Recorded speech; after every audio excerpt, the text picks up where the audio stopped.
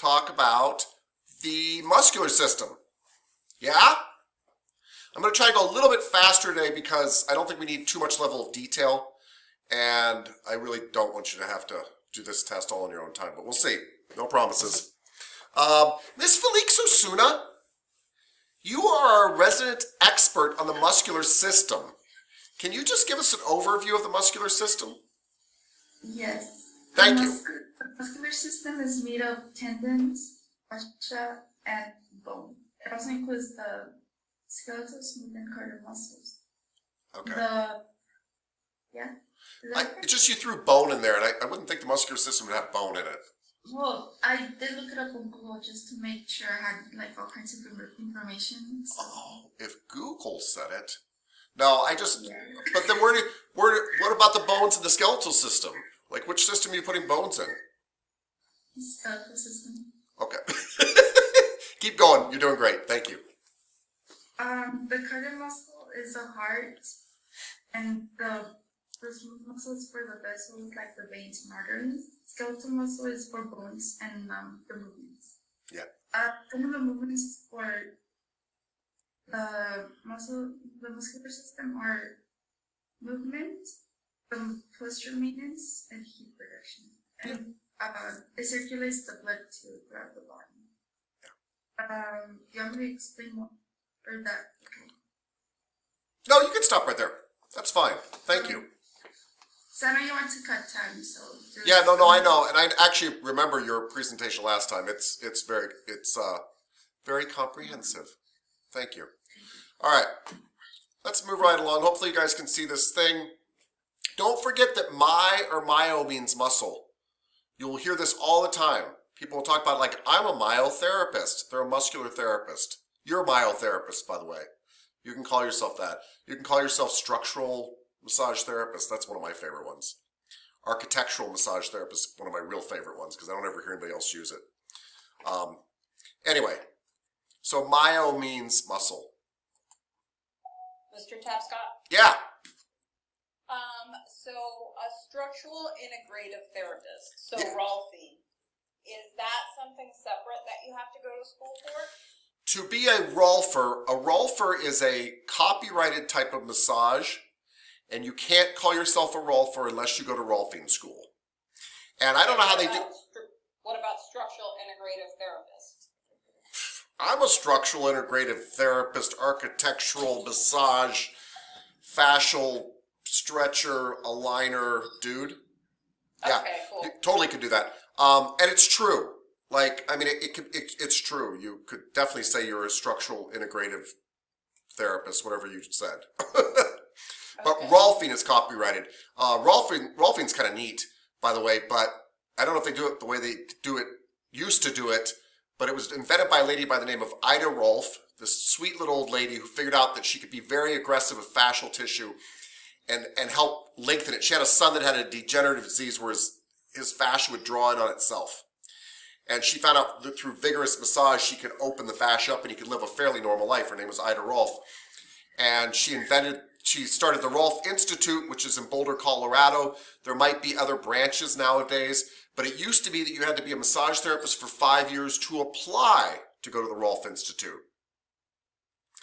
And then that was additional training of like 1,000 hours you got at the Rolf Institute. And Rolfers tend to do their sessions in these 10-session things where they attack different areas of the body, but they're really looking at your deep fascia in your body. So I really like them. But that doesn't make you guys not deep tissue experts, deep fascial experts. You just can't call yourself Rolfers. Okay. Look, we really care about muscles because of two things, movement and posture, right? You have tonus, which gives you posture. My muscles are slightly tense right now to make me stand upright, to make me stand erect. The other thing we care about is movement of muscles, which is kinesiology, the study of movement. Kinesiology, by the way, is the combining of muscular anatomy, muscular physiology, the actions of muscles, geometry, all these things together to study muscle movement. This is where we're headed. Kinesiology is the study of muscular movement, really the study of movement, but muscular movement. remember, muscle fibers are a single muscle cell that's really drawn out. Boom, boom, boom, boom. Hey, I think we can let this go. It's not going to be on your test. Let's remember, though, fascia. Miss Petrie, what's the top layer of fascia that covers the entire whole group of muscles?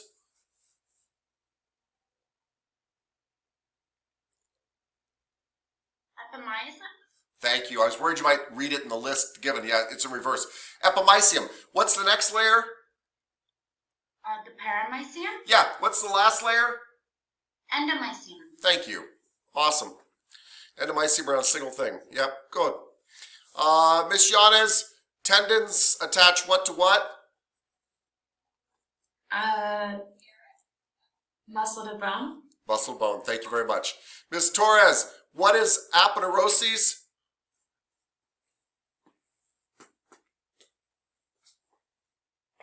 Broad and flat tendons.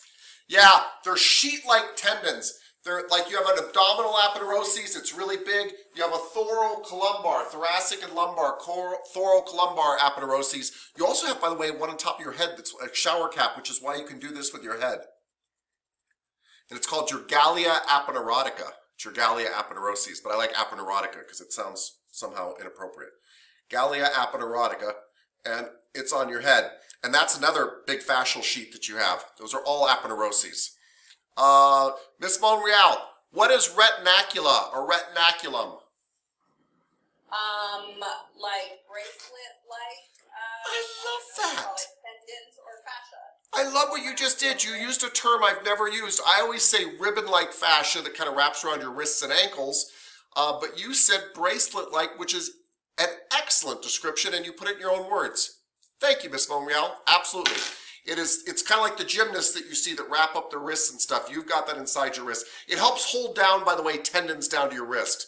It sounds kind of gross, but if you didn't have that, my tendons would pop off my wrist when I used them. When I pulled like this, they'd lift up. And so the retinaculum actually holds my tendons down to my wrist. Kind of important. Cool, cool, cool.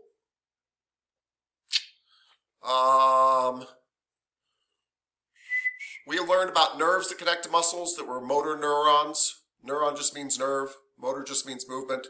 These are nerves that hook to muscles. And they use a neurotransmitter, a little chemical transmitter to tell the muscle to fire. Don't worry, by the way, your cumulative test is not very detailed. It's just a whole lot of details. That's the problem. Don't forget about the all or nothing law. I remember talking to Miss Cooper about the all or nothing law. Miss Cooper, do you remember what the all or nothing law was?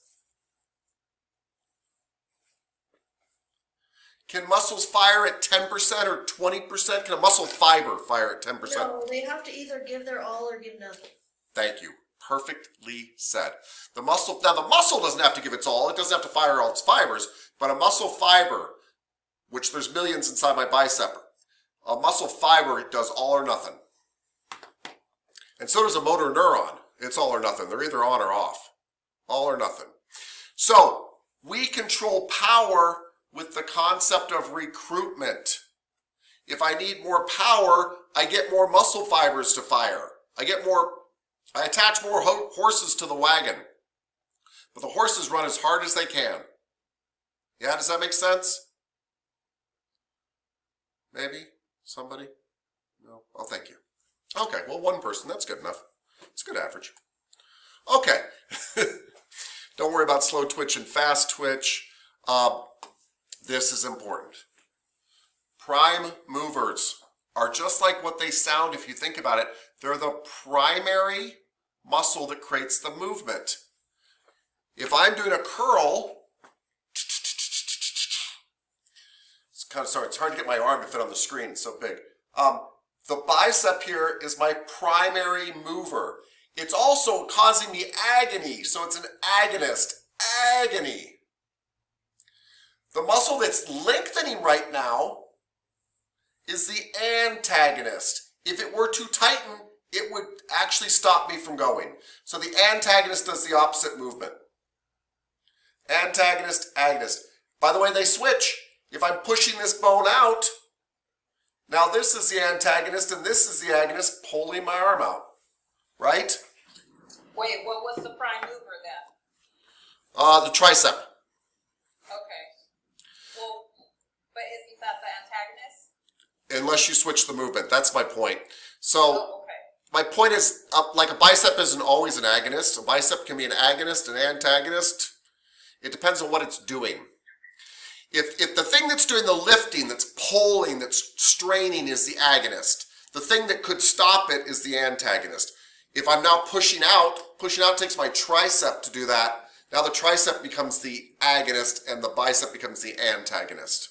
Okay, so prime mover is just a term that's going to say, hey, which one's doing the work right now? Yes, a prime mover is an agonist.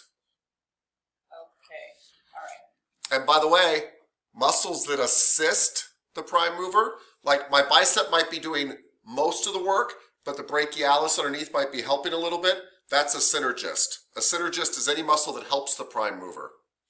And you often have synergists. Very rarely are you ever using just one muscle. So let me give you an example. My trapezius is raising my shoulders up right now. It's elevating them, right? But the levator scapula could be a synergist too. It's helping. The trapezius is the prime mover, but the levator scapula is also helping too. It does the same action. It's helping. It's a synergist. And you do also have muscles, but by the way, the trapezius could be a synergist and the levator scapula could be a prime mover. The trapezius could be an agonist or an antagonist. They can all switch. Depends on what they're doing. But you also have muscles that can act as fixators or stabilizers. Fixators or stabilizers help you stabilize a movement. So we don't think about it, but when we're doing our bicep curls, we're using other muscles to keep our arm from going all over the place here. The bicep is curling, it's agonist, it's doing the work, but I got other muscles here, like my shoulder muscles, that are keeping my arm in place. Otherwise it would look like that. Have you ever lifted something where it's too heavy and your stabilizers aren't working? So stabilizers do just that. They stabilize a movement. They don't move it, but they keep other stuff from wiggling while you're doing that. Cool. Cool. Miss Hunter. Yes, sir. Miss Hunter, ma'am, what is tendinitis and tendinosis? Tendinitis. Yes.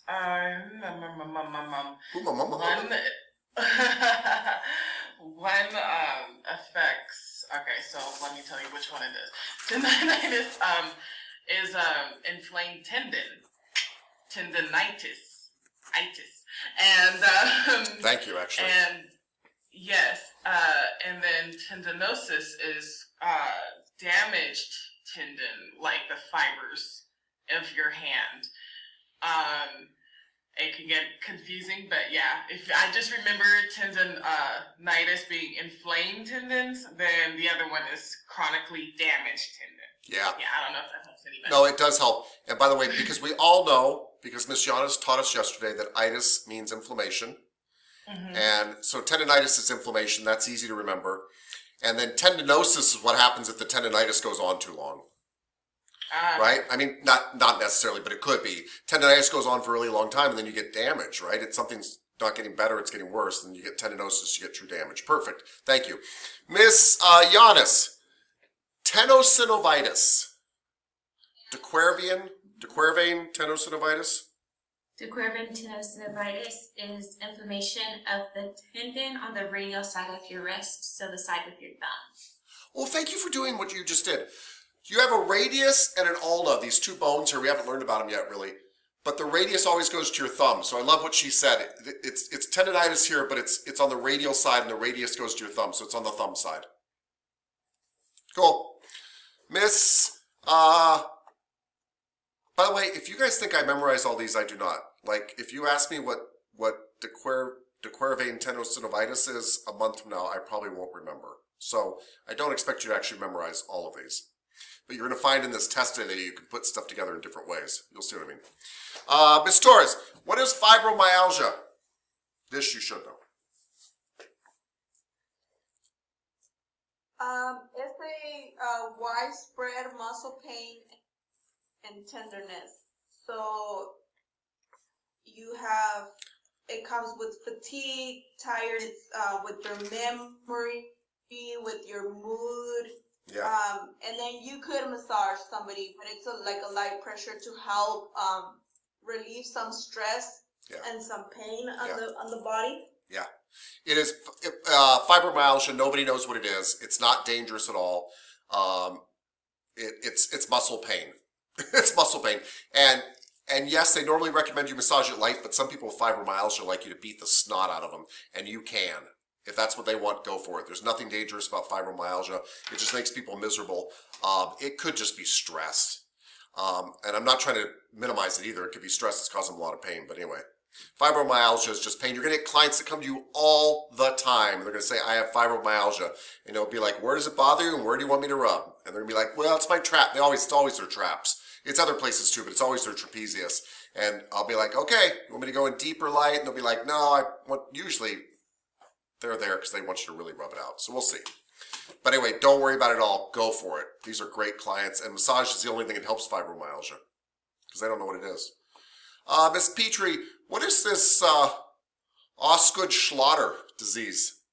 Is it a type of sausage? I think you missed the myofascial pain syndrome, though. Well, maybe I did that on purpose. Oh, okay. Well, if you did it on purpose, I just thought I would bring it up. Never mind. Yeah, I didn't, by the way. Osgood-Schlatter disease. So it's it's knee pain in growing children, mainly from growth spurts. Yeah. Knee pain, thank you. I'm going to stop you right there because it's plenty. It's knee pain in growing children from growth spurts, and there's nothing to really be concerned about. Sorry, I didn't mean to cut you off, but it's plenty for our review. Right. Is that all right? I don't care. I'm just saying it's from the patella Yes. to the tibia. Yes. It's where the patella attaches to the tibia. Yep. Right below the kneecap. Now is the perfect time to hear about myofascial pain syndrome. Miss Stanley. So it's a disorder in which it's like pressure points in sensitive areas. It causes unrelated areas to have more pain. Yeah. And they have a really hard time differentiating myofascial pain syndrome from fibromyalgia. Some people consider them to be the same thing. So if you get somebody with this too, just rub them. Rub them. Thank you. Miss Nguyen, what is plantar fasciitis? Plantar fasciitis of the foot when you have the bruising and pata in the plant pata and the connect. Yep. And make you pain. Yep. It is inflammation of the fascia of the foot, and it is painful. And some of it responds very well to rubbing. You just have to see if your client likes that or not. They may not want you to touch their feet at all. They might want you to rub them very deeply, but it is pain in the fascia of the foot. It's inflamed fascia of the feet. Yes. Anything else? Tissue make in the can chair and it train when you in the morning and when you in the morning you run and overweight. Yeah. So and, it doesn't. Yes, it does hurt more in the morning because your fascia is stiff in the morning. It does affect runners, people who are overweight. Runners usually just from running too much. People who are overweight because it's too much stress on their foot all the time, kind of thing. And it responds fairly well to massage. It responds fairly well to being rested and stretched. There's not much more to say about it, Miss. Yeah, and if in the massage, if you pain and the no massage food, but if you have in the fade out, you need to use the bottle, and if you fade up, you need to cover treat it in the foot, in the fist. Yeah, done. Thank you. Thank you. Yeah, thank you. Miss Montreal, tell us about shin splints.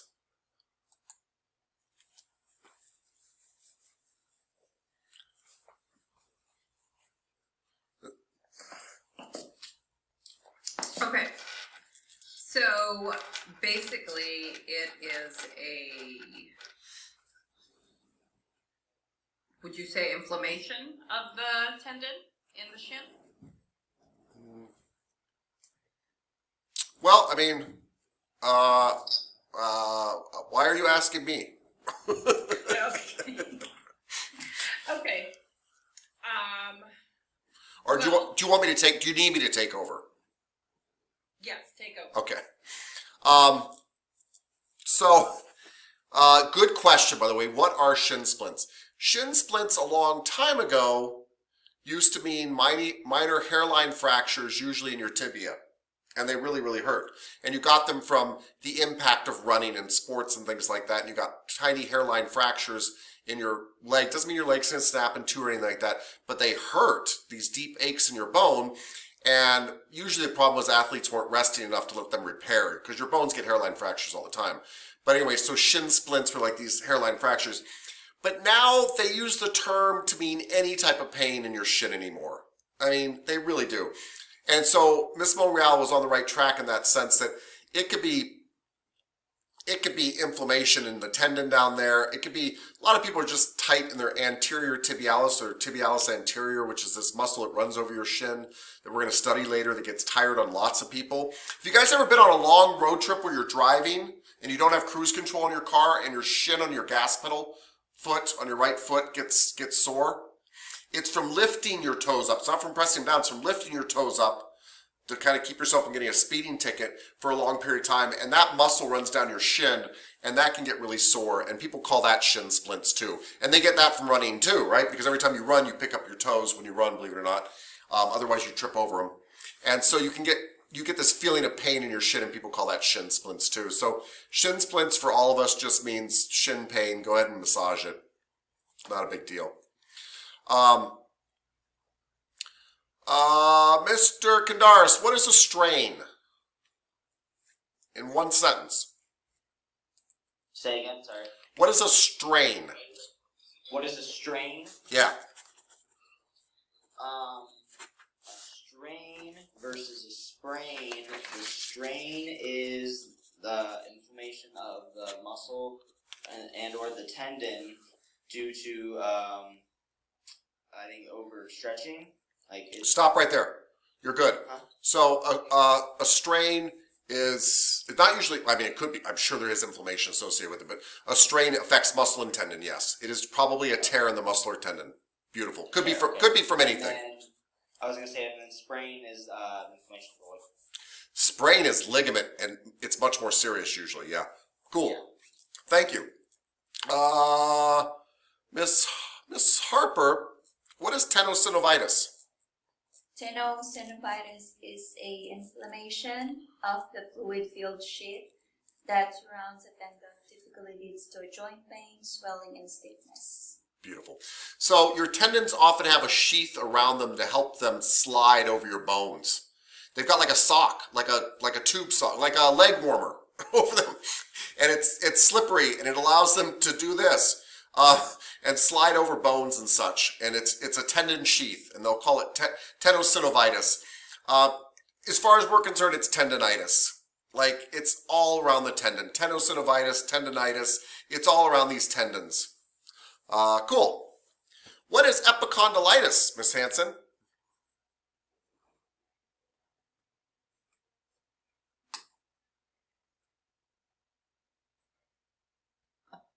Inflammation of the tendon. Epicondylitis is inflammation of the tendon? Is that what you said? Yes, when it's attached to. Do you want me to go in more detail? It's like tennis elbow. So like the tendon is attached to the bone, you'll have pain, swelling. So. Yeah, no, you're fine there. But I guess what I'm trying to think is, where is it located usually? It's normally, let's see. It's normally located in your elbows and your joints. Yeah. So it's called epicondylitis. You're right, actually right. Tennis elbow, your knees. It's called epicondylitis because it's on the epicondyles. It's where stuff attaches right here. So it'll be, epicondyles will be like, it'll be in here on the sides and such. But you're absolutely right, it's the tendons there. It's tendonitis where the tendons attach to the epicondyles. Well said. Miss Felix Osuda, tension headache. One sentence. Nerve pain in the head. Thank you. Scalp or neck. Nerve pain in the head caused by tension. Miss Cooper, what's torticollis?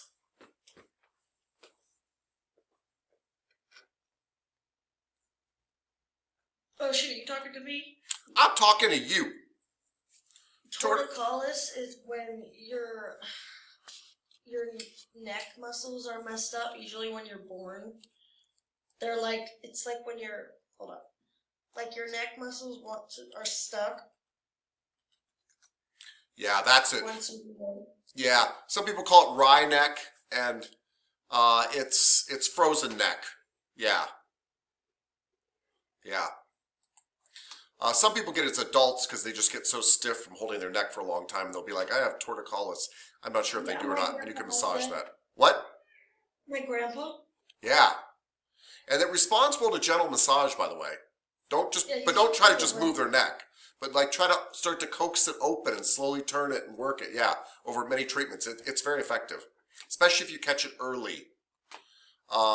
Miss Bilotic, what's whiplash? Whiplash is a strain in the cervical spine, most common in the 4th and 5th vertebrae.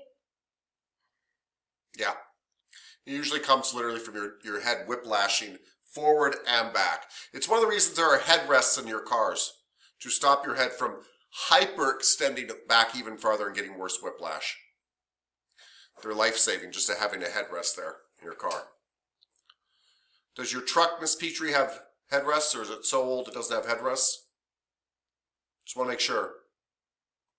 It has headrests. Good. I was just thinking the way you drive, it's probably good to have a lot of Oh, haha, protection. you are so funny. Protection back there. Hilarious. Or true. Okay, that was the muscular system. I'm sorry I rushed you through it, but honestly, I didn't skip anything that's important. So we're doing good. Miss Stanley, are you still there with me? Okay, good. Just checking. All right. I appreciate it. You had your camera on, so it was good. I could kind of watch it. The nervous system. The nervous system. Who's our expert on the nervous system? Miss Hanson. Miss Hanson's our expert on the nervous system. Miss Hanson, could you give us your 45-minute presentation on, I'm totally teasing. Just something, just tell us whatever you want to tell us about the nervous system. What is it? The nervous system is the brain, spinal cords, and all the nerves that connect the organs with the rest of the body. The nervous system contains both peripheral nervous system, which is the nerves that branch out from the brain and spinal cord, and it's the central nervous system, which controls most of the functions of the body and mind. The peripheral nervous system contains the somatic nervous system, which is the brain telling you to move, and the autonomic nervous system, which is like your heart and the organs. Oh, I mixed that up. You're right. Yes. Autonomic's automatic. Yes. The autonomic nervous system is responsible for your sympathetic, which is your flight or flight. Sympathetic. And the parasympathetic, which is rest and digest. Parasympathetic. Parasympathetic. Yes, but that was good. That was good. That was fantastic. So the nervous system helps you maintain homeostasis. You will hear this word a lot as a massage therapist. Homeostasis is your body's tendency to try to stay in balance. If it's hot outside, you sweat so that you don't get hot inside your body. That's homeostasis, right? That's the whole concept. Ms. Hanson did a great job of telling us the central nervous system is the brain and spinal cord. Anything coming off that spinal cord, those branches off the tree that go all the way out to my fingers and my toes and my liver and my butt and my knee and my nose, that's your peripheral nervous system. It's on the periphery. It's coming off the spinal thing. Everything coming up the peripheral nervous system has to get back to the spine and go up to my head, the control center here. Yep.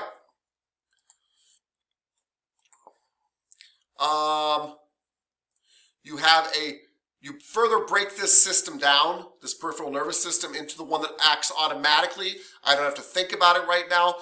This autonomic system that's telling me to breathe I know I can control my breathing, but I don't have to think about it. It's the system that woke Miss Hunter up last night so she didn't suffocate.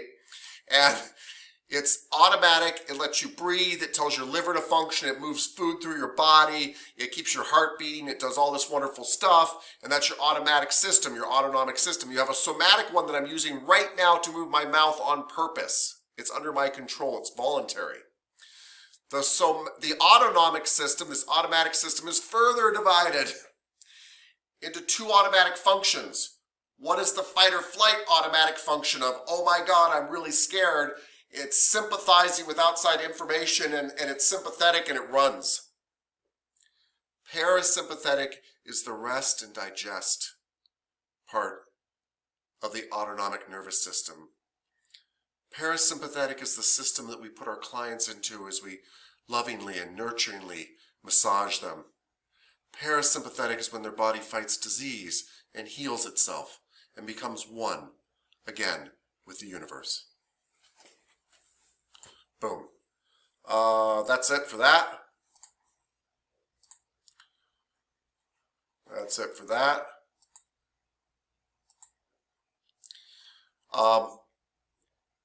We also classify nerves by whether they're sending information or receiving information. These are the same telephone wires.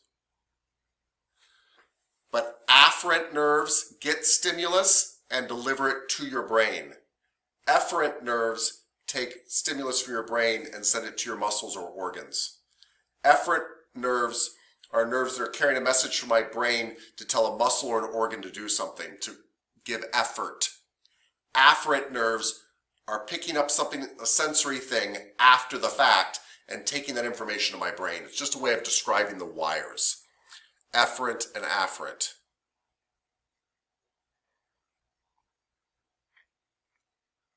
And that will be on your test today. For surezies. And that question right there is worth 4,000 points. So the afferent takes things to your brain and the afferent takes things away from your brain? Say that again, because I'm sorry, I just didn't hear which ones you said. That afferent takes messages to your brain and the efferent takes things away from your brain? Yes, yes. Okay. And here's how I remember. When my brain wants me to exert effort, it sends that message out an efferent nerve, effort.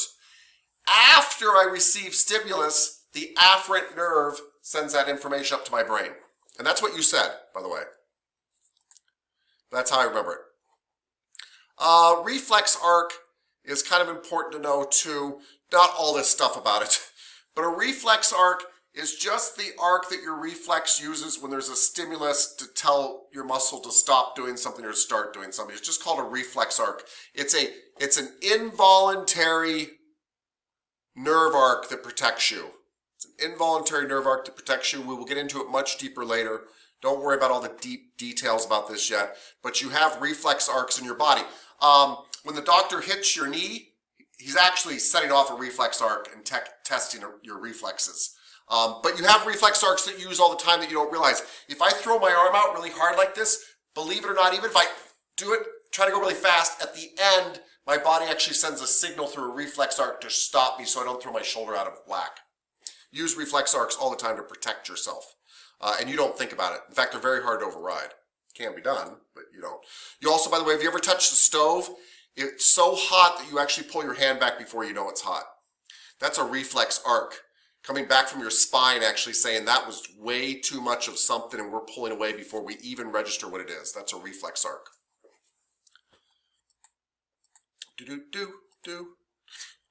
Remember, muscles work with all or nothing response. Nerves work with all or nothing response. When you fire a nerve, whatever it's connected to, it's a light switch. It turns it on. It doesn't kind of turn it on. It doesn't whatever. Whatever it's hooked to, it's either on or off. Nerves either fire on or off. When my nerve here senses heat, it either turns on or off. That's all it does. When it tells a muscle cell to fire, it's either on or off. It doesn't have any other choice. All or nothing for muscles and nerves. You will hear this a lot, synapse. Don't worry about all the complicated chemical stuff. Synapse is just when a nerve comes down to a muscle, it actually doesn't touch the muscle. There's a little distance here. And we call this the synapse or the synaptic gap. This is where the chemicals come out and tell my muscle to fire. When two nerves meet even, they don't meet like this. They actually meet like this. And there's a little gap here. And that's the synapse. And chemicals come across here to this synapse to tell it to fire or to do whatever it's going to do. Synapse is just the gap between your nerves or your nerves and the muscles. The chemicals have to actually send messages across. It's called synapse. You are firing synapses in your brain right now. You have nerves that are really close to each other, and when I say something, hopefully you go, oh, that reminds me of such and such, and it sends out a little thing to this across this synapse, and it sends out another thing. That's how your brain works. We have meninges. We talked about meninges. These are linings around your brain and skull. You don't want to get meningitis, which is inflammation-itis of the meninges, because that's inflammation of the lining around your brain and skull. Sorry, I said skull twice. Brain and spinal cord, brain and spinal cord, brain and spinal cord. That's meant to keep them safe. These are membranes that are trying to keep pretty much everything out of your brain and spinal cord, because we know it's game over if stuff gets in there. Meningitis is bad news for that reason. But you just need to know you've got these in there. None of this stuff. None of this stuff, thank goodness.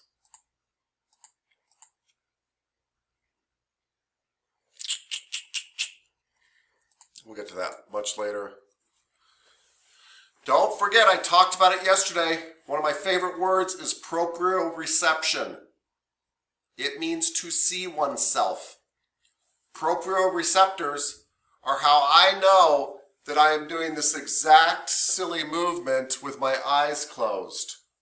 They tell me where I am, where my body is in relation to other parts of my body. Yesterday I said they tell me where my body is in space, but as Miss Monreal kind of explored with me, that's very confusing. The point is they tell me what I'm doing right now without me actually having to see what I'm doing right now. I can actually tell where my body is. They tell me how fast I'm moving, how much stretch is being created, what pressure is being put on me, the kind of the feel around me, how the joint angles that I'm producing, everything. Proprioceptors tell you what you're doing with your own body. Proprioception, to see oneself. Super important. We're going to use them later in PNF stretching. They are super important.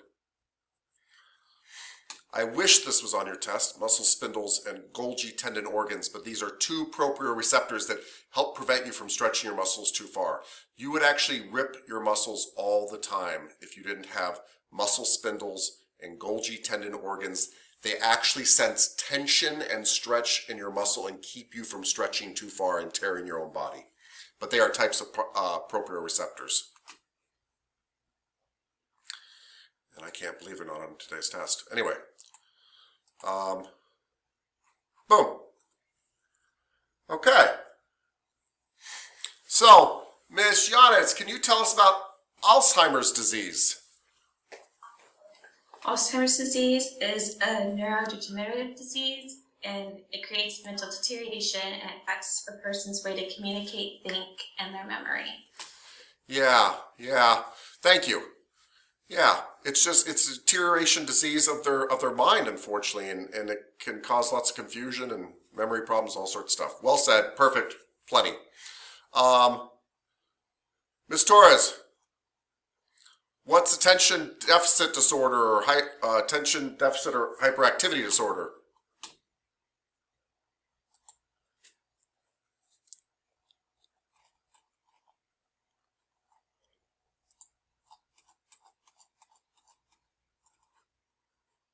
Torres?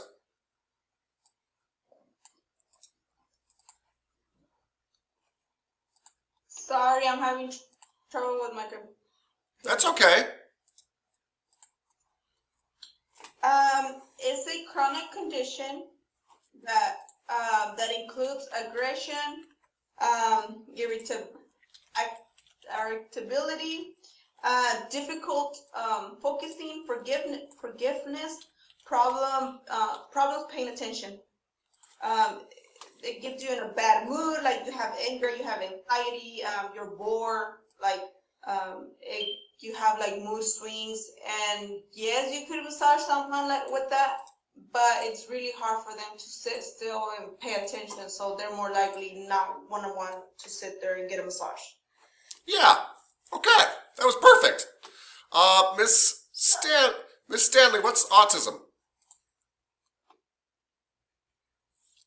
It's a condition more present when you're about 2 or 3 years of age, and what it does is it makes forming relationships really hard, and communicating is very difficult, basically. And there's levels of it. There's mild all the way up to like severe. 1 in 68 kids get it. Yeah, and it is something that is, like you said, is mild or severe depending on the individual. And yeah. You guys probably know somebody that's on the spectrum. We call it on the spectrum of autism, and we do that because some people are severely autistic and some people are very mildly autistic. And we'll watch a video about this too. It's kind of interesting. It's not necessarily a bad thing. It's a different thing. I can't emphasize that enough. But you'll sometimes notice this. Sometimes autistic people have a hard time reading your emotions. It's one of the things. They'll make funny eye contact with you, things like that. That doesn't mean everybody who has a hard time reading your emotions is autistic, by the way. But those are some of the kind of things that we see. They have a different interior world, and they don't pay attention to those things as much. But many autistic people, by the way, live wonderful, full lives. It's a different way of seeing the world. It's not a disorder, in my opinion. Yeah, cool. Miss Petrie, what's Bell palsy? Bell's palsy is a neurological condition of the facial nerves. So it causes temporary weakness or paralyzation in one side of your face. Yeah. Yeah, perfect. And you can massage people. That's fine with it. Carpal tunnel syndrome. For now, I just want you all to remember, my carpals are my wrist bones. And there really is a tunnel in here in my wrist that your tendons go through from your forearm, and it's got nerves that go through there and blood vessels go through there. And there is a tunnel created with the flexor retinaculum, a ribbon going over it. And if it gets tight and impinged in there, it gives weakness in the hand. But remember, that same nerve goes all the way up to my neck. So there could be pinching in their neck. There could be pinching in this thoracic outlet syndrome, right? Can show up as carpal tunnel, so don't forget that. But just when you hear carpal, at least think wrist. At least think wrist. Miss Nguyen. Very briefly, Miss Nguyen, couple sentences. What's double crush syndrome? Double crush syndrome, and you pain in the shoulder, on the hand, and because in the blood flow to nerve and autoimmune disease injury. If person have a compression of a nerve in the may also impair the function in the tissue, in the region in the nerve. I don't know how to call that. That's okay. So can I just, really the thing just to remember about double crush syndrome is kind of what I just said with carpal tunnel syndrome. A nerve can be pinched in two areas. It can be double crushed. It can be triple crushed. And we want to remember this as massage therapists because even doctors forget this sometimes. And somebody comes to them and they say, I've got weakness in the hand. The doctor goes, oh, you've got carpal tunnel. And they go in there and they find some problem with the carpal tunnel. But the problem doesn't go away completely because they also had thoracic outlet syndrome too. And so as massage therapists, we like to kind of look for double crush syndrome. You're not going to find it, meaning you're not going to know for sure you found it. But when you tell me you've got numbness in your hand, I'm going to look at your neck, your chest, your elbow, and your wrist. I'm going to look for quadruple crush syndrome. That's my only point, is the telephone line can be blocked in multiple places. And just because you've even found one blockage doesn't mean there's not one more, two more, or three more. So work the whole nerve, okay? Thank you, Miss Nguyen. Miss Monreal, what is a herniated or bulging disc?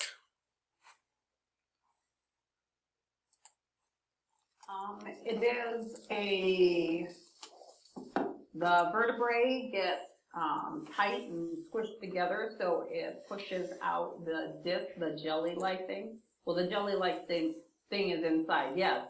And so the way that it affects the nervous system is that it pinches the nerves. Yep, just like that.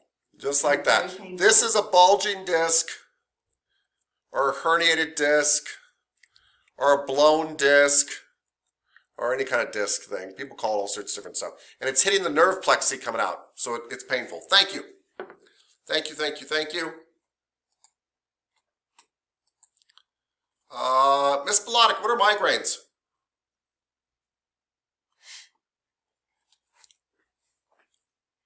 Here, give me 1 second. Sure. Are you having a migraine? No, I just have to pull it up on my phone. So migraines are intense headaches. Basically, yeah. Yeah, that's basically it. Can you work on somebody suffering with a migraine? Yeah.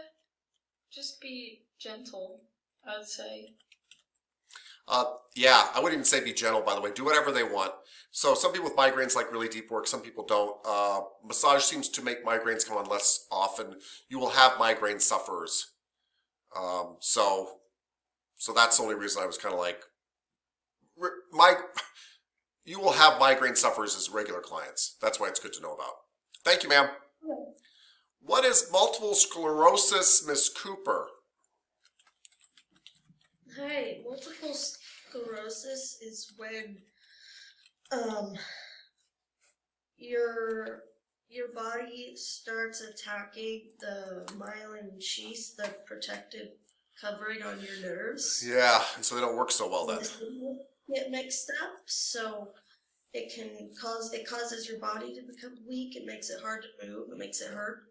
Yeah, the insulation around your nerves starts to deteriorate, and then it causes all sorts of problems, and it can be deadly at that point. It's a slow progressing disease, but yes, thank you. And yes, you can work on people with multiple sclerosis. That's no problem. Parkinson's disease, Miss Felix Osuna? It's a disorder of the central nervous system that affects the movements. Yeah. You might get clients that have Parkinson's disease. It's fine to work on them too. Miss Hanson, what's sciatica? Everybody talks about sciatica. What is sciatica? Sciatica is pain or numbness that runs from your sciatic nerve. So basically, the path of your sciatic nerve, which goes from your hip through your butt down both sides of your legs, but usually only happens on one side. Perfect. I love what she said, by the way. She goes from your hip through your butt. People normally describe this pain in their butt or down their leg, or both. But that's sciatica. And that's where the sciatic nerve runs. We'll learn about that more later. Perfectly said, thank you. Miss Harper, seizure disorders? I'm making this face because it could be a whole group of things, but just simply, what are seizures? It is a uncontrolled electrical disturbance in the brain, so it can cause changes in behavior, movements, feelings, and level of consciousness. Yeah, perfect. And if it lasts more than 5 minutes, call 911. If it lasts more than 9 minutes, 5 minutes, I don't know where I got 9. 5 minutes, call 911. That's where I got 9. And, or if it happens multiple times with somebody. So if they've come out of a seizure and then they're going back in again, call 911 at that point. But lots of people have seizures. Lots of people have seizures don't freak out. Just don't let them roll on the floor and things like that. Okay? It's fairly common. Some people have it like once or twice in their entire life and never again. So it's not that unusual at all. What's thoracic outlet syndrome, Miss Hunter? Vessels are nerves in the spaces between your collarbone and the first rib that can cause pain in your shoulders and neck. Yeah, beautiful. Pinching of the brachial nerve coming underneath there. Yeah, or the nerves, the arteries and veins, as you also pointed out so astutely. Thank you. You're absolutely right. But it's this brachial nerve, the brachial arteries and veins coming through here can get pinched right under here. Well said. What is trigeminal neuralgia, Mr. Kandaris? I know you know this. Trigeminal neuralgia is basically, it's chronic face pain, and it affects the trigeminal nerve. Yep. It's rare. I mean, I remember you saying you've never even had anyone come in with it. Never. It's rare, and it is, as you pointed out when you first presented to us, it is rare and it is painful. Like people ask to be killed painful. It goes in their jaw, and all this trigeminal nerve kind of comes up from here like this, and it affects all this area, and they don't know where it comes from, and it's nasty. Nobody's going to come into you while they're actively experiencing this pain. They can't drive. Yeah. And I would say that it's a local contraindication. Just avoid the face. Yeah. Here's a picture of the trigeminal nerve, by the way, everybody. Comes and splits off in two areas, and then has these little three ropes coming off. So it goes to a lot of places. So when it gets messed up, it's very bad. But they don't know why this happens. All right. Cool. Well done. Okay. Miss Hunter, explain to us in 400 words or less what the endocrine system is. Try to actually do it in 40 words or less.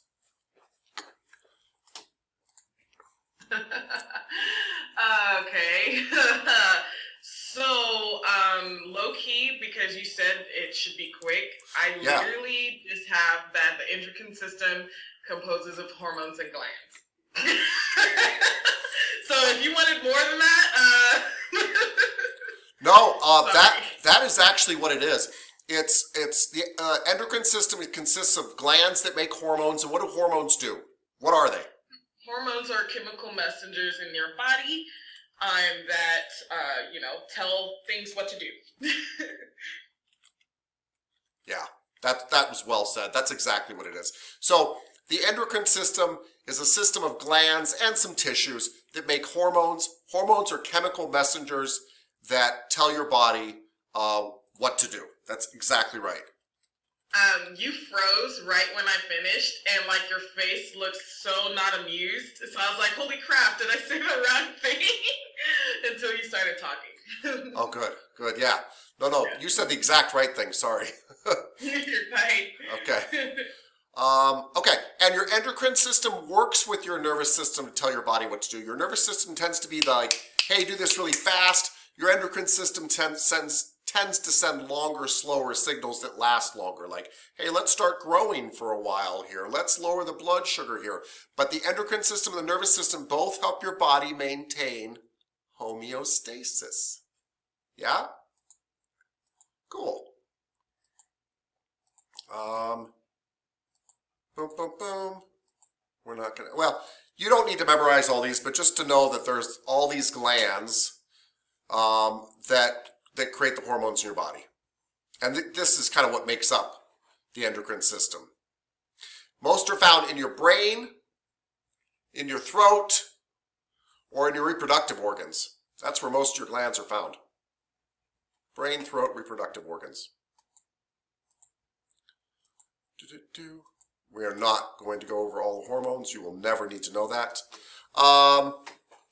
Miss Bilotic, what is type 1 diabetes?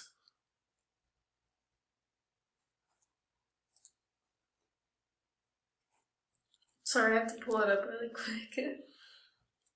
Try to memorize this one too, everybody, because you want to know what type 1 diabetes is. So, type 1 diabetes is an autoimmune reaction where the body attacks itself by mistake and it destroys the cells in the pancreas that make insulin. Yeah. So type 1 diabetes is usually childhood diabetes. It's usually something you were born with, and it's an autoimmune disease where your body has attacked something so you can't produce insulin. Ms. Cooper, what's type 2 diabetes?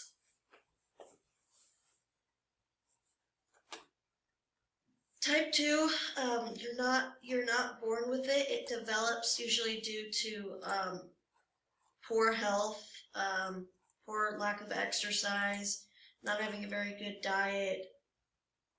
Stop right there. That's perfect. So everybody, here's all I want you to remember. 1 comes before 2, right? We're all pretty good at our math. 1 comes before 2. Children come before adults. Type 1 diabetes is usually something you're born with. I'm oversimplifying, but it's usually something you're born with and fairly out of your control. Type 2 diabetes is something that probably, with the greatest of respect, and we would never judge anybody, ever, because we all have lots of things we could improve. But type 2 diabetes is usually adult onset diabetes, and it's usually diet related, right? So, and it can usually be diet controlled. That doesn't mean these people don't need insulin, things like that, but a lot of people find that once they really adjust their diet, they can deal with their type 2 diabetes. Both can be very dangerous because low blood sugar levels or too high blood sugar levels can kill you. So they're very dangerous, and they cause all sorts of other secondary problems. But type 1 is the baby, because babies come first. Type 2 is the adult, because 2 and adults come second. Cool. Miss Felix Osuna, what's a goiter? Enlargement of the What? enlargement of the thyroid. Yes, thank you, sorry. And where's your thyroid found? It is right below the apples. Yeah. Adam's apple. Thyroid's here. It is one of your neck glands, right? And a goiter is an enlarged thyroid. You won't see it in this country because it's due to an iodine deficiency, and we have iodine in our salt. Our salt is iodized, and it's pretty hard not to get something with iodized salt in it at some point in your life, and you don't need very much. And so you won't see goiters in our country. Hashimoto disease, Miss Hanson? It's an autoimmune disorder that attacks your thyroid slowly over time. Yeah. Yep. And I don't mean it like this, but it's not something that as a massage therapist you need to worry about one way or the other. If they can come if they can come to you for a massage, you're fine. Miss Harper, what are the kidneys? What do they do? The kidneys is the pair of bean-shaped organs on the either side of your spine, below your ribs and behind your belly. And it secretes erythropoietin and renin, which specialize in production of red blood cells, and the renin is the hormones that control blood pressure. Yes, and do they filter anything? Filter. Do they? Yes, there are the filtering organs, the kidney, Yeah. in your body. Yeah, they help your body. Actually, they help their body secrete urine. And they're located basically in your back. Yep, well said. Okay, Miss Hunter, the thymus gland. My favorite gland. Yeah. The lymphoid organ. It's a lymphoid organ in your immune system, and it's the school for baby T cells. The ninjas. Yes, ninjas. Yeah. Well said. Thank you. So it is. It's a place where the baby T cells become badass T cells, but not all of them, right? Very few, huh?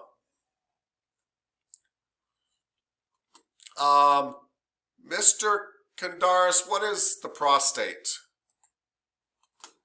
The prostate is basically what it's the tool for male ejaculation. It That's true. creates this fluid that makes the sperms travel, and when it flexes on orgasm, it just sends the little guys going.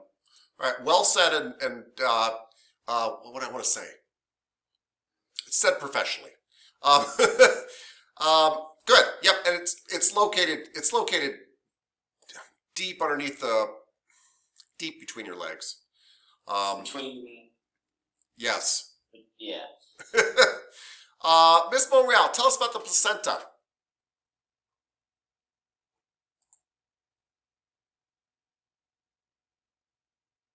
Okay, sorry, sometimes it takes me a little bit to get in my phone. That's okay. Okay, it is a flattened organ in the pregnant uterus.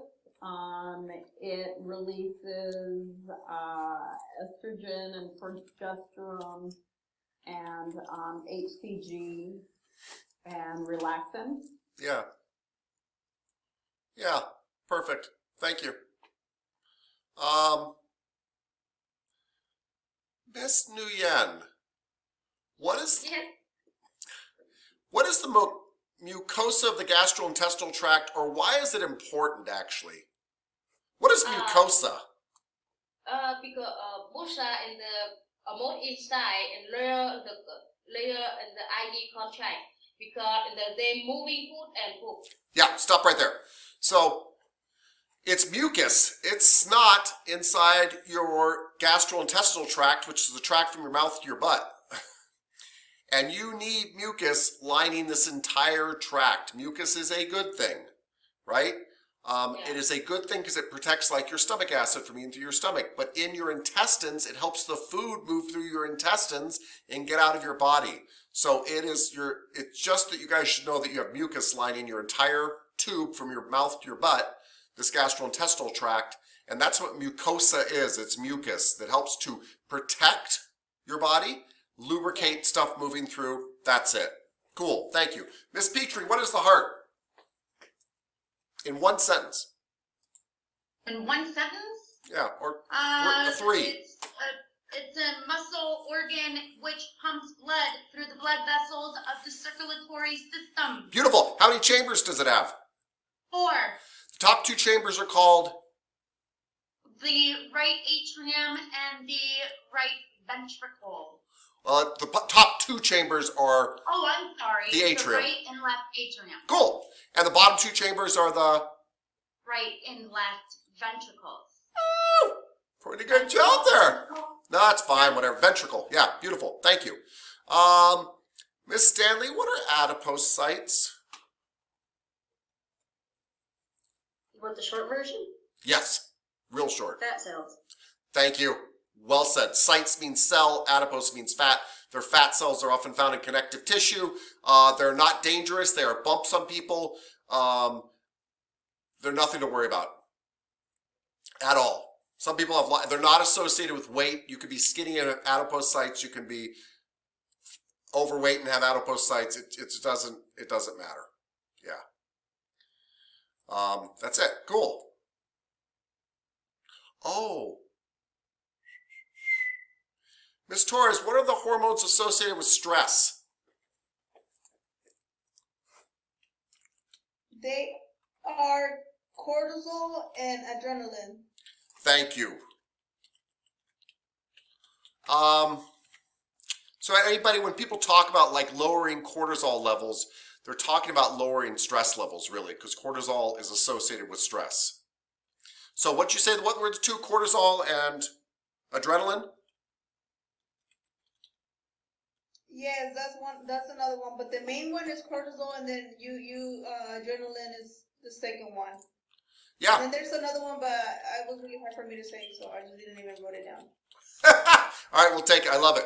Miss Yanez, what are hormones associated with rest or feelings of well-being? Dopamine and endorphins, right? Yes. Is dopamine is an endorphin? Yes, it is. Okay. Yeah, like dopamine and serotonin. Okay. Yeah, those would be two main things. That dopamine tends to make us feel like everything's okay. Feelings of love, to be honest with you. Serotonin tends to make us feel feelings of connection. We see elevated serotonin levels when people have a child, the mother and the father. Elevated levels of serotonin. And dopamine, we see serotonin and dopamine levels raise after somebody's had a massage. And this is why I'm always like, hey, you might want to reschedule your client right after the massage because they're in a really good mood and they're feeling kind of connected with you. Yeah. So, just things to think about. Yeah. Okay. Cool. I can't believe we haven't talked about the cardiovascular system yet. Let's go back a second. Miss Harper, can you tell us about the cardiovascular system? Yes, sir. The cardiovascular system consists of the heart, blood vessels, and the blood. And its main function is to maintain blood flow to all parts of the body. And the heart, it is the pumping organ of the body, which is help us to inhale the oxygen and exhale the carbon dioxide. Yeah. Do I need to continue or? Is there anything else you think we should know about it? It has 4 chambers: the right atrium and the left atrium, which is the superior chamber, and the right and the left ventricle, it is the inferior chamber. Yeah. And it hooks to a tubes, the arteries, which is the tube that carry blood away from the heart, and then the veins, it's the tube that carry blood back to your heart. Yeah. Cool. That's the important stuff, right? Everybody is know it's a 4-chambered heart, that arteries carry blood away from the heart, veins carry blood towards the heart. Every massage therapist should know that. Good. Well done. Okay. So, arteries carry blood away from the heart, veins carry blood towards the heart. When they meet at the ends, they form capillaries. All veins turn into capillaries, all arteries turn into capillaries, and that capillaries are so tiny that blood kind of leaks out of them at the end, and nutrients can get back in and oxygen can come out, and that's how you have cellular respiration. You have capillaries around your lungs too, right? And that's where they pick up oxygen. It's a very beautiful, it's a very simple concept, but it's a very beautiful system. The capillaries are meant to be so thin that they leak, actually, so that gases can go through them. Because you are not breathing for you, you are breathing for your cells. I am taking this oxygen in so that my circulatory system, which is the transport system for my body, will take that oxygen to every cell of my body that needs it. And those cells will breathe that oxygen in and use it to make real energy. They will breathe out CO2 because that's their waste product, and I will breathe it out for them. I don't care about the CO2, my cells do, and I'm getting out of my body because it's a toxin. Cool.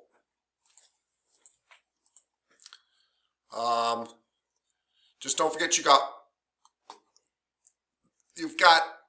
3 different types of blood cells. This is kind of important to know. Red blood cells are called erythrocytes. We call them red blood cells, but doctors call them erythrocytes. White blood cells, which are leukocytes, and platelets, which are thrombocytes.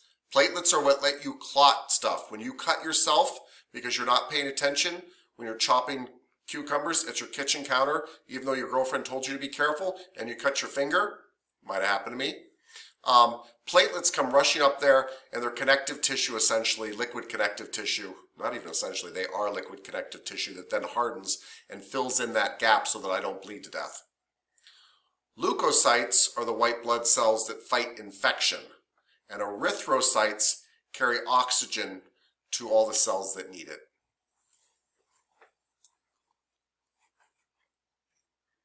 And all of this is covered in Netflix Cells at Work that Miss Hunter told us about in the beautiful first episode they have.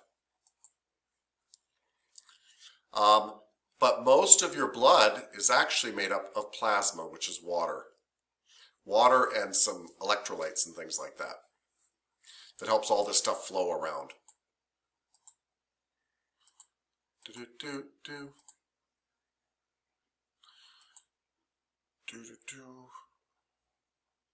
Nope, not gonna worry about it. We already talked about all that good stuff. Cool. Remember we talked about hyperemia yesterday. Hyperemia is when you have increased blood flow, and ischemia is when you have decreased blood flow. In massage, we try to create hyperemia. Remember I said how to remember hyper is hyper. It's a lot. It's a lot of blood. Hyperemia. We want to create hyperemia. We don't want to create ischemia. That's decreased blood flow. In fact, you create it sometimes on your own when you're sitting for a long period of time. You create some ischemia to your lower leg, for example. That kind of thing. Yes, sir? How come it's not hypoemia? I don't know. It should be, sir. And I like what you just asked because it shows that you understand the concept. But yes, I wish it was hypoemia because it should be. It's because somebody else used a different prefix. Yeah, anyway.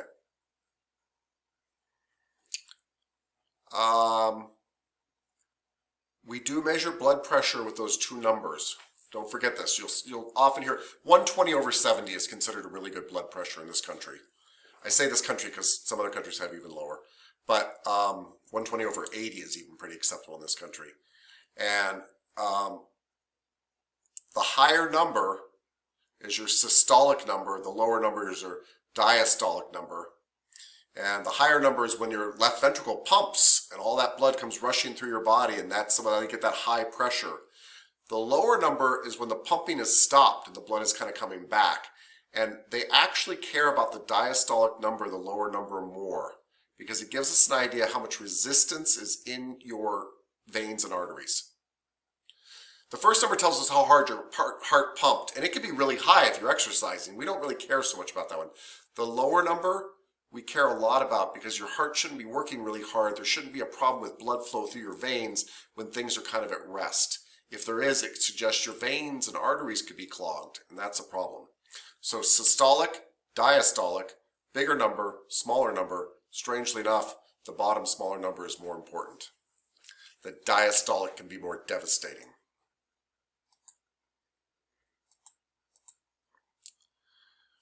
We've already talked about veins and arteries.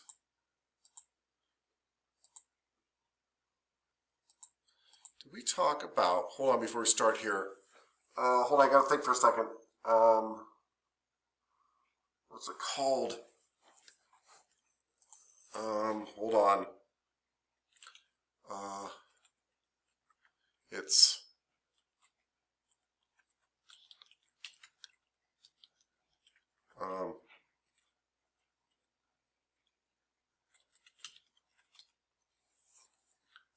let's see. Or thank you. I'm sorry, I had to look it up. I forgot the name. I don't know if I've talked about this, but I've talked about it in a different way. Remember I said one of the biggest things that you should be worried about is not high blood pressure. Now, by the way, when you tell this to people outside the classroom, you're going to get a little pushback, but if you explain it to them, I think they're going to agree with you.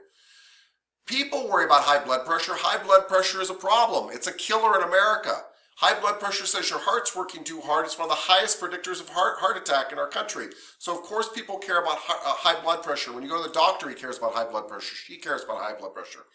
But as a massage therapist, I don't care about your high blood pressure because your blood pressure lowers on the massage table. Massage is not a strain on your body like that. If I was your personal trainer, I would care about high blood pressure. As a massage therapist, I do not care your blood pressure is going to lower. I care about hypotension. I care about hypotension, low blood pressure, because your body is going to have your blood pressure drop even further, right? So I'm worried you're going to get up from the massage table, your blood pressure is going to be low, and you're going to pass out. That's hypotension. That's low blood pressure. There is another word for this, that when you're laying down or sitting down and you get up and feel faint all at once. And it's called orthostatic hypotension. It's still hypertension. It's still hypotension. It's low blood pressure. But orthostatic means that your body's not moving. Orthostatic. And it's a type of low blood pressure that's only temporary. You all have felt it at some time. You've all gotten up at some point really quickly and had that kind of like, whoa, kind of feeling, you've experienced orthostatic hypotension. It's temporary low blood pressure from your body sitting and resting at ease, and you pop up too fast and it doesn't have enough blood pressure to kind of carry you through. It's called orthostatic hypotension. I don't want to mix up my blood pressures there. If you just remember hypotension is low blood pressure, you're fine. But I just want to explain to you this concept called orthostatic hypotension, because it's what gives you that fainting feeling. Yeah, cool. All right. Miss Yanez, what's anemia? One sentence. Anemia is the lack of red blood cells or dysfunctional red blood cells. Thank you. So lack of red blood cells, dysfunctional red blood cells, lack of iron that's not whatever, and so you don't carry oxygen as well. And that's the problem with anemia. Ms. Torres, what's angina pectoris? One sentence. It is pain. What? Pain where? Oh, it is pain in your chest. Thank you. It happens when one or more arteries or heart arteries are blocked. Yeah, hold on that one though. So angina pectoris really just means chest pain. And I just want to reassure everybody that just because somebody has chest pain does not mean they're having a heart attack. You have all had chest pain, I'm sure, at some point where you're like, ow, I feel like I got a rib out or something. That is not necessarily a heart attack. And so chest pain is fairly common. When people have shortness of breath and there's shooting pains going down their limbs and there's other things associated, then you better worry. But chest pain in itself, I just want to remind you of this because a lot of people are like, oh, I've got angina. I've got chest pain. But Ms. Torres is right. The more severe forms are because there's blocked arteries going to your heart, and so your heart is cramping. And that's really severe. Okay. Atherosclerosis, Ms. Stanley.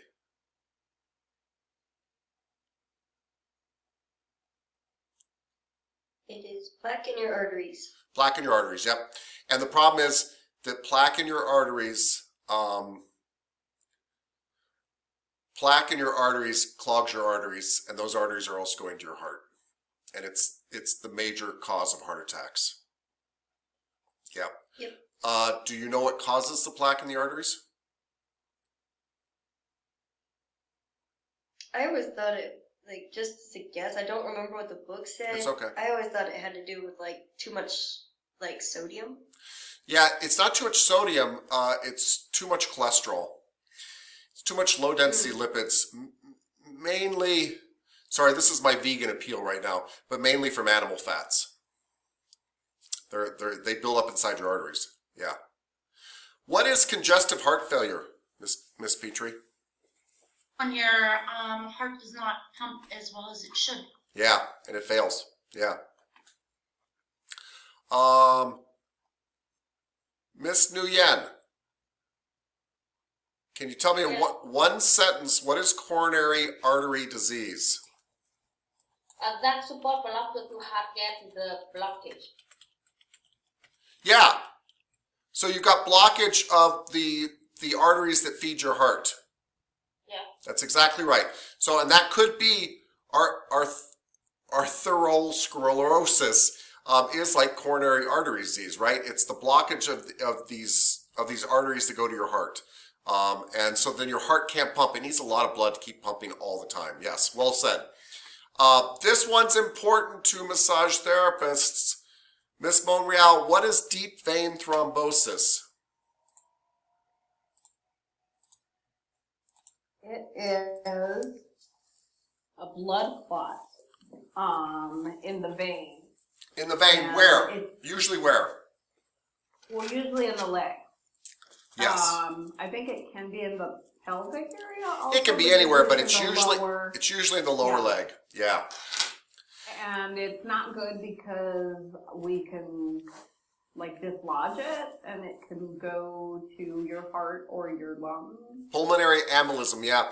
It'll go to your lungs, and the person will be short of breath. They'll be having a hard time breathing. You need to call 911. It's called deep vein thrombosis. It's a blood clot in the leg. In the leg, it's fine. It can happen when you're pregnant because of the baby kind of stopping venous return in your legs. Being very overweight can affect it too. Things like that. And so just something to be aware of.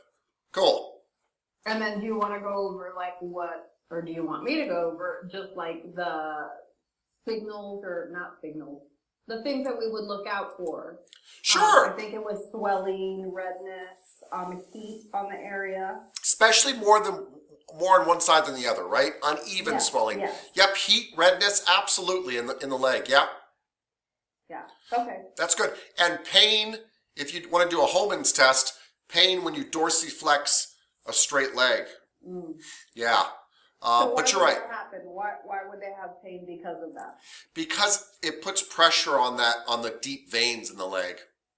And that seems to cause pain. And so if you saw all those signs, I mean, I wouldn't massage them. I would send them to go see a doctor. What they do is they do an ultrasound, and they know right away. They can see the blood clot. And if they find it and it's still in the leg, they give them medication that breaks up the blood clot. And no problems whatsoever. Okay. Cool. One word, Mr. Kandaris. What is hypertension? One word, not three. Oh, sorry. Yes, 3 words. Sorry, sir. High blood pressure. Thank you. Thank you. High blood pressure. High blood pressure. Hypertension. High blood pressure. 2 words, Miss Blodek. What is myocardial infarction? A heart attack. Thank you. Miss Harper, what's peripheral arterial disease? It is a narrowing of the blood vessels outside of your heart. Yeah. So it's the other stuff. It's peripheral. It's off to the sides. Yes. And it can result in all sorts of things, right? Coldness in your legs, arms, things like that. Cool. Miss Hanson, what's phlebitis? Is inflammation of your veins. So it Yeah. could be a blood clot, but it's not necessarily a blood clot. It could be lots of things. It could be your body attacking itself, all sorts of things. But itis, thank you. Inflammation of your veins, phlebitis. Thank you. Miss Felix Osuna, Raynaud syndrome.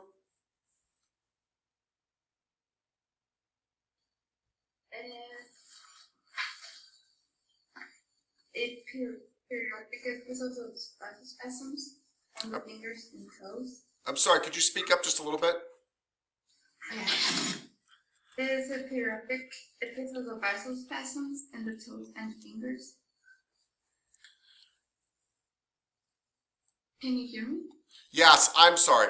So you said it affects your fingers and toes, but I didn't hear the first part. Oh, it is a periodic episodes of vasospasms in the toes and fingers. Yes. So it's when blood vessels narrow in your fingers and toes, feeding your fingers and toes, and they get cold. Yeah. Yeah, and they change their colors too. And they change colors. Yeah, they'll often get white and stuff. Yeah. A lot of you, by the way, experience not this disease, but you experience this in the morning where your hands don't work and your hands are cold. That's because the blood is not flowing there. This is a more severe case of that. Miss Cooper, what are varicose veins? Varicose veins are when you have damaged vein walls, and it causes thick, twisted-looking veins. Yeah. Usually on your legs. Yep. Yeah, and do not massage them if they are sore on somebody. And if you massage them at all, they cannot be sore, and you need to massage them lightly. But do not massage them at all if they are sore. They're a local contraindication. You're worried about damaging the veins. They're already raised up and they're already weakened and all that kind of stuff. Miss Hunter, what was your adventure? My adventure was just talking about silly facts about the blood. Yeah. So, like, one of them were that there's 1 cup of blood in a newborn baby. So. 1 cup of blood. That's kind of terrifying. Yeah, right? I'm like, that's just you don't want to, like, a couple drops, that's not good. I know. Yeah. Okay. Any other terrifying facts to share with us?